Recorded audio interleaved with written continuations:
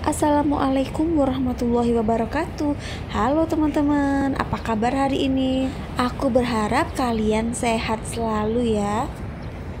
Hari ini aku akan sedikit membahas tentang Jepang ya teman-teman. Tempat mana aja yang akan didatengin? Yuk simak terus channel Liamai. Nah, ini dia teman-teman, suasana sore di Stasiun Tokyo. Stasiun Tokyo ini terletak di kawasan Chiyoda, Tokyo. Selain itu, Stasiun Tokyo juga berdekatan dengan kawasan elit Marunouchi dan lingkungan Istana Kaisar Jepang. Nah, kalau ini lokasinya ada di Stasiun Ueno, teman-teman. Itu ada kereta Shinkansen, kereta yang sangat cepat, teman-teman. Shinkansen yang juga sering disebut sebagai kereta peluru ini merupakan jalur kereta api cepat Jepang yang dioperasikan oleh 4 perusahaan dalam grup Japan Railways. Kereta ini merupakan sarana utama angkutan antar kota di Jepang, selain pesawat terbang tentunya. Jadi kecepatan tertingginya itu bisa mencapai 300 km per jam, teman-teman. Nama Shinkansen sering digunakan oleh orang-orang di luar Jepang untuk merujuk kepada kereta apinya, kayak aku tadi ya teman-teman.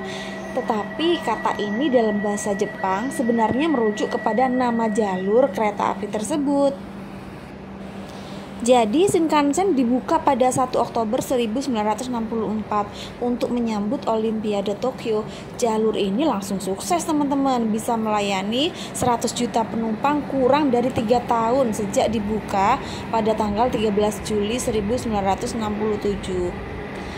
Dan tahun 1976 bisa melayani 1 miliar penumpang. Luar biasa ya teman-teman. Untuk jadwal keberangkatan teman-teman biasanya tepat waktu banget ya, jadi kita nggak boleh molor sedikit pun. Nah, ini dia tiketnya, kita berangkat dari Ueno ke Morioka teman-teman. Nah, ini keesokan harinya sudah kembali ke Tokyo lagi di sekitar stasiun Ueno teman-teman. Ini suasananya ramai ya teman-teman, banyak orang Jepang itu yang berjalan kaki. Nah, di situ banyak penjual-penjual tas, dompet, sepatu, dan lain-lain. Dan kalau kita lihat jalanannya itu bersih banget ya teman-teman, nggak ada sampah berserakan. Kecuali kalau yang ada pohon-pohon besar, sampahnya ya udah berupa daun-daunan itu, dan itu pun nanti akan dibersihkan. Kalau ini toko yang menjual alat-alat aku sebutin ya. Kalau di Indonesia tuh nggak ada toko offline kayak gini. Biasanya online ada sih. Penjual di sini itu sedikit bisa berbahasa Indonesia. Ada kosakata kayak murah-murah, nanti saya diskon, atau terima kasih gitu teman-teman. Jadi teman-teman, lokasi ini dinamakan Amiya Yokocho atau disingkat dengan Amiyoko. Alamatnya Tokyo Taitoku Ueno 4.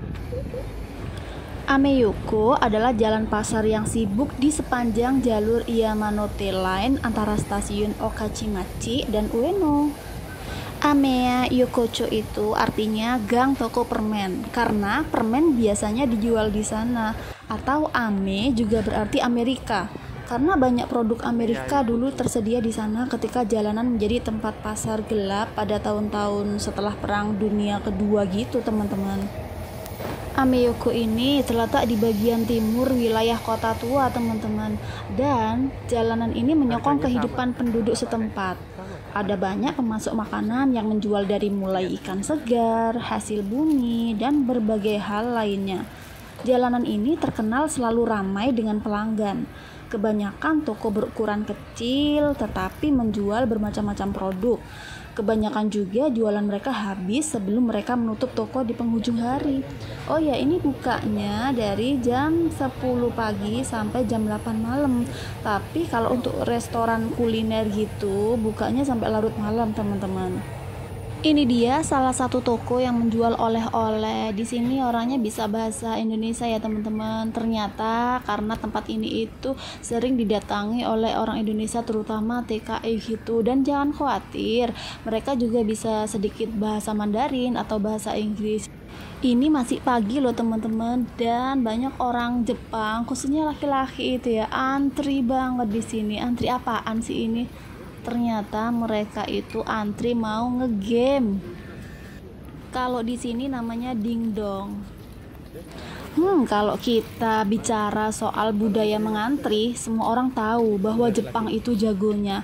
Di mana saja tak kenal tempat dan waktu. Bahkan bila mereka mesti harus mendapatkan barang favorit, entah itu di tempat makan, toko elektronik, atau di mana saja, mereka rela mengantri kayak gitu ya teman-teman. Meskipun dalam bencana skala besar seperti yang terjadi di Fukushima Daiichi pada Maret 2011, penduduk Jepang rela mengantri berjam-jam menunggu makanan saat pembagian makanan karena persediaan yang mereka miliki berkurang dan harus mengantri. Wah, kedisiplinan orang Jepang memang patut kita contoh ya teman-teman. Tertib dan disiplin seperti ini juga terasa ketika kita memasuki sebuah eskalator teman-teman. Ada kebiasaan di Jepang, mereka yang hanya diam mengikuti gerak eskalator harus berdiri di sebelah kiri. Sementara yang tetap berjalan tidak mengikuti gerak eskalator harus berada di barisan sebelah kanan supaya bisa menyalip yang lain gitu teman-teman. Duh, keren banget ya teman-teman. Orang Jepang itu tidak egois, selalu mementingkan kepentingan orang lain. Ini dia suasana di dalam kereta Shinkansen. 次は大宮です。はやぶさ17号新青森行きをご利用いただきましてありがとうございます。 Tenang aja teman-teman, seperti kereta lainnya di luar negeri, selain bahasa mereka sendiri, ini bahasa Jepang ya, nanti juga ada bahasa Inggris dalam menyampaikan pengumuman. Please move to the areas at either end of each car when you talk on your mobile phone or smartphone. Please be considerate of other passengers. Ada bahasa Mandarin juga. 为避免影响其他乘客，请在车厢之间的连接处使用手机。请避免发生给其他乘客带来不便的行为。 Dan ada bahasa Korea juga loh. 이용해 주셔서 감사합니다. 휴대 전화를 사용하실 때는 주위의 승객에게 피해를 끼치지 않도록. Seperti yang kita lihat di film-film, memang orang Jepang tuh kalau jalan cepet banget. Anehnya mereka nggak bertabrakan sama teratur, saking biasanya ya. Nah, ini suasana keramaian. Wah, ramai sekali di sini teman-teman suasananya. Tuh banyak orang yang naik ke jalan kan. Ini pusat kotanya teman-teman.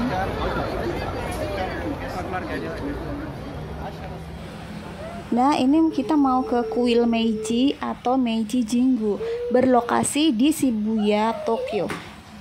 Merupakan kuil Shinto yang didedikasikan untuk memuja arwah Kaisar Meiji dan istrinya Permaisuri Shoken. Kuil Meiji ini terletak di dalam hutan yang melingkupi area seluas 700.000 meter persegi.